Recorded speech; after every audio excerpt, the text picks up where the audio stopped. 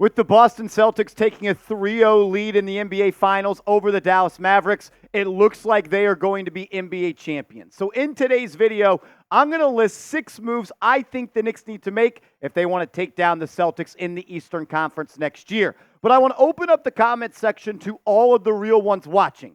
This is your chance to let me know. What is one move the New York Knicks must make this offseason? Sound off down below.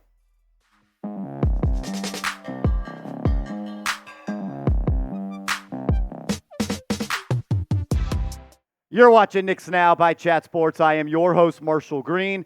Let's get into it. I truly do believe that a fully healthy New York Knicks team that would have featured Julius Randle and Mitchell Robinson and OG Anunoby and Bojan Bogdanovic would have had the best team of any team in the NBA to beat the Boston Celtics this year. But I'm not 100% confident that they would have done that. I think they would have given the Celtics a run for their money, but it still probably would have came down to Game 6 or Game 7, and anything could happen. And as we know at this point, if the New York Knicks are just going to run it back by bringing Isaiah Hartenstein, OG Anunoby, Bojan Bogdanovic, Precious Achiuwa, and Alec Burks back, they are most likely going to be a second apron team, which will make the moves that they want to make extremely difficult to happen. So I'm going to list out a 6-step plan that I have crafted for the Knicks to be the winners of the Eastern Conference next year. And step 1 is bring back really good players. You got to find a way to re-sign OG Anunoby, and you have to bring back Isaiah Hartenstein. I have no doubt in the world that Anunoby is going to put pen to paper to return to the New York Knicks. Leon Rose, Worldwide West, and Tom Thibodeau would not have signed off on an Anunoby trade if they did not have at least a little bit of an inside scoop on if Anunoby wanted to return, considering Anunoby's agent is Sam Rose, who is the son of Leon Rose. Isaiah Hartenstein, on the other hand, I am confident he'll come back for the Knicks, but I do believe there is a shot that he could leave, maybe to a team like the Oklahoma City Thunder. They could offer him a 2-year, $50 million deal, or any team out there that has cap space and wants to sign a center. They'll be looking at Hartenstein, but if I had to predict it, I would say that both of these guys are back, and if the Knicks really want to have a shot at winning the East next year, they got to make it happen. Step number 2, I think the Knicks have to waive Bojan Bogdanovic. Kind of a tricky situation here with Bojan as you look at the details of his contract. He could potentially earn $19 million this year and be on the New York Knicks. But he only has $2 million of that 19 being guaranteed. And the Knicks, by June 29th, have to make a decision. It's pretty much a team option. Do they want to pick up this $19 million, or do they want to waive him and have a $2 million dead cap hit on the roster?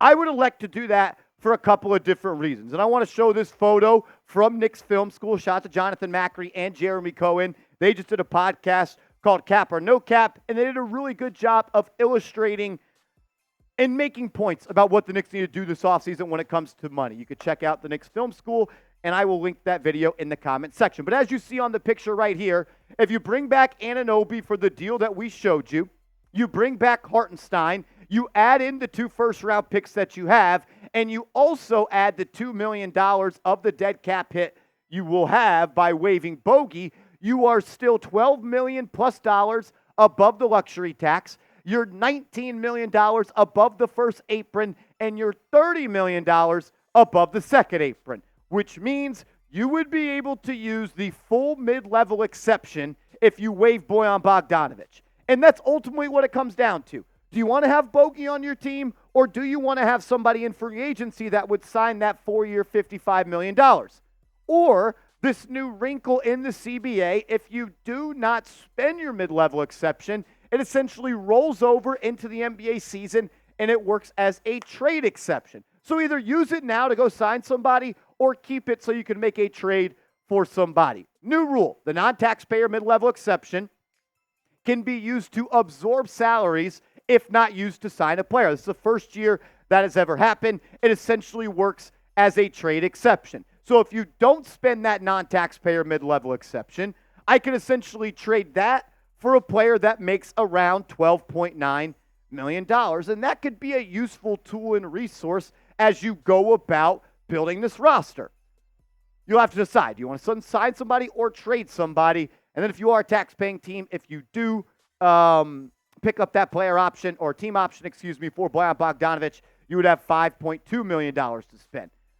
But I want to show you guys some non-taxpayer mid-level exception targets that I think the New York Knicks should target. Number one, we did a video on him earlier today, and that's Kelly Oubre. I think Oubre is a guy that could make a lot of sense for the New York Knicks. He fills a void that they really have. When you talk about what the Knicks need to add to this roster, it's somebody that can come off the bench, play some defense, and give you some juice and athleticism off the break. And with him signing with CAA this offseason, I think that there's a pretty good shot that the Knicks could have an inside track on signing him in NBA free agency. Oubre was the first level of defense that the Philadelphia 76ers threw at Jalen Brunson. So he's a defender, and he's someone that can just score the basketball easily for you. The next player I want to take a look at is Royce O'Neale of the Phoenix Suns. He's one of the better 3-and-D players in the NBA. Over the last 4 seasons,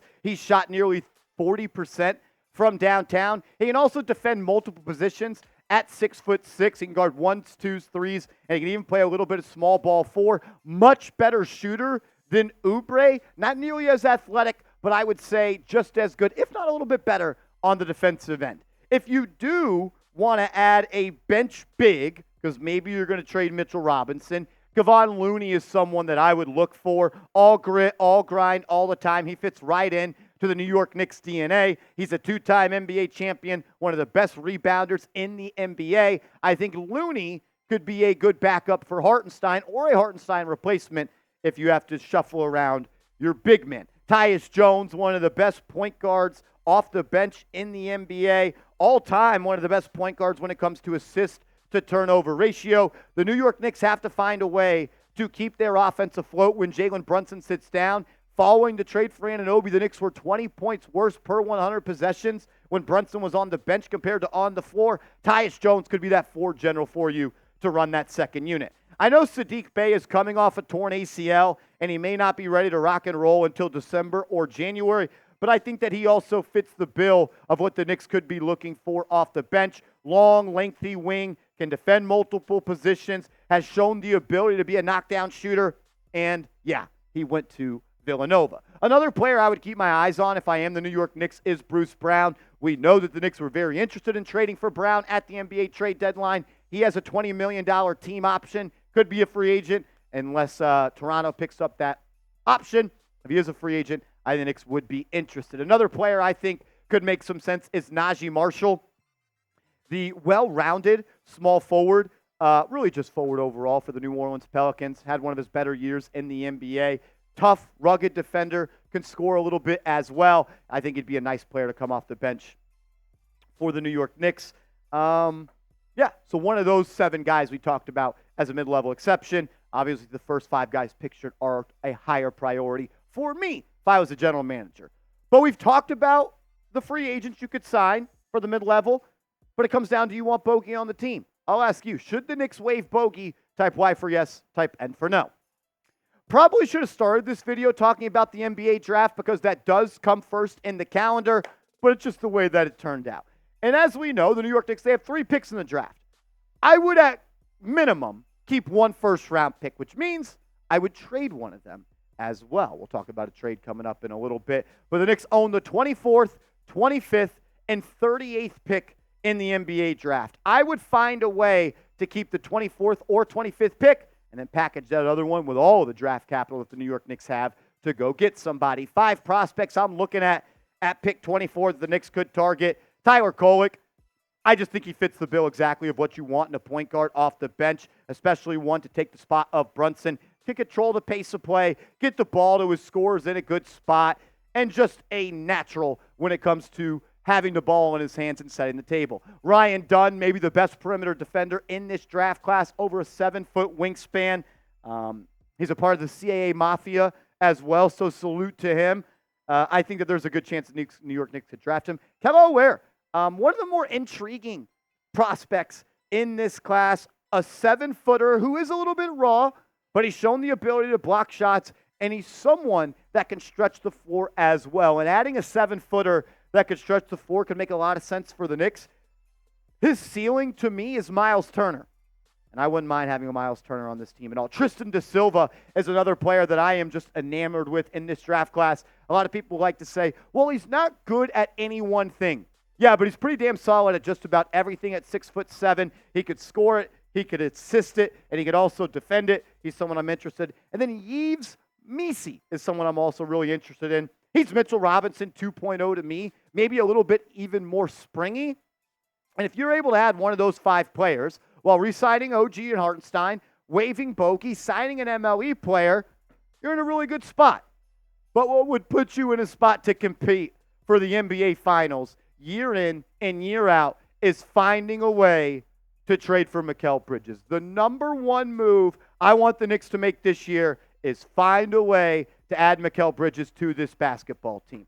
And you got a lot of money in your pocket to spend. You have almost 10 tradable first-round picks. And scared money, it don't make money. And if the New York Knicks want to do it, they absolutely can. I think a trade, something like this, could at least intrigue the Nets. Is it going to be tough to trade for them? Yeah. Do the Nets want to make a trade for the Knicks? Probably not.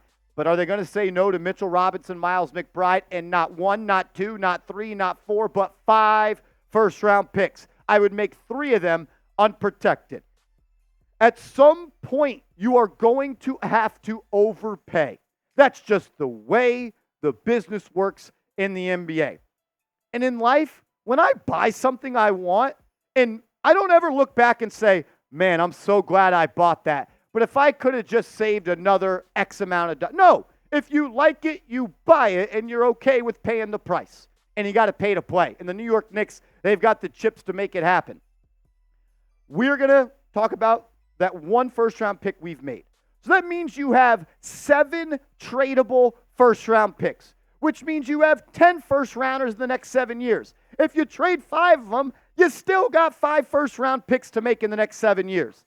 The New York Knicks can afford to overpay when it comes to draft capital. So my question to you is, would you make this trade?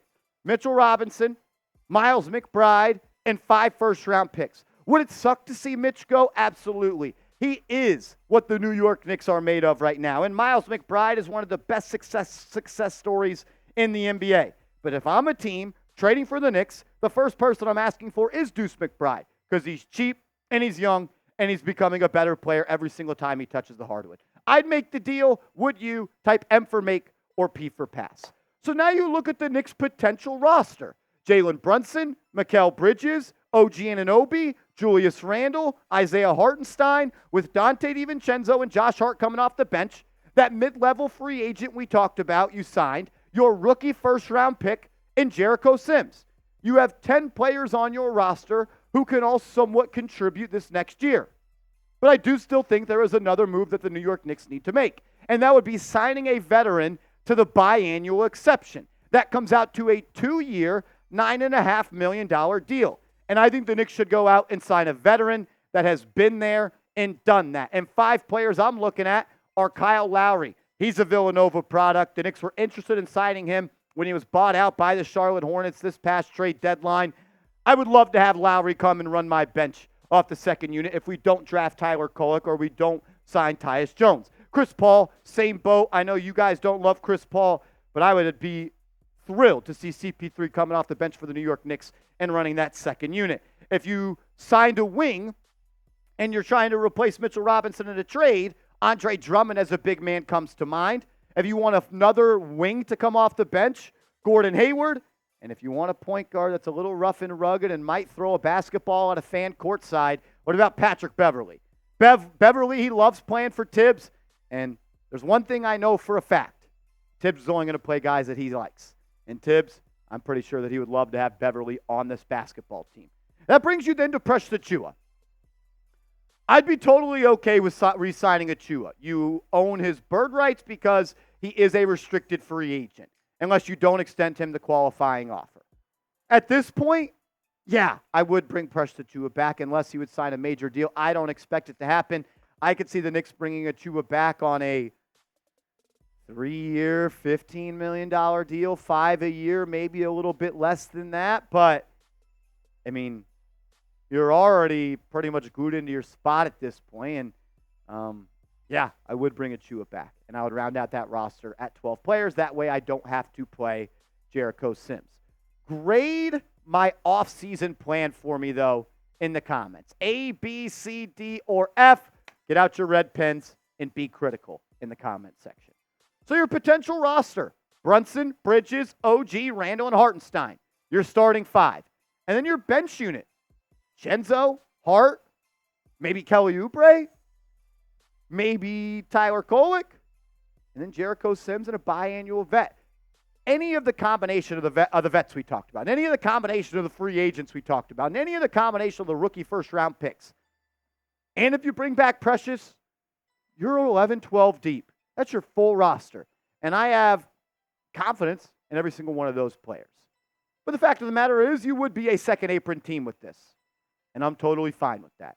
Because if I know for the next 3, 4, 5 years that my top 7 on my roster include Brunson, Bridges, OG, Randall, Hartenstein, Dante DiVincenzo, and Josh Hart. If those are my top 7, I'm ready to go to war. I'm ready to battle for the next 3, 4, 5 years. I don't think you need to make another move. And it's still possible. Just second apron handicaps you a little bit. Those are the moves I would make if I'm trying to win the Eastern Conference next year. If you want to argue with me on social media, hit me up on Twitter or IG at @MarshallGreen_. And if you could, hit that thumbs up icon for me on your way out.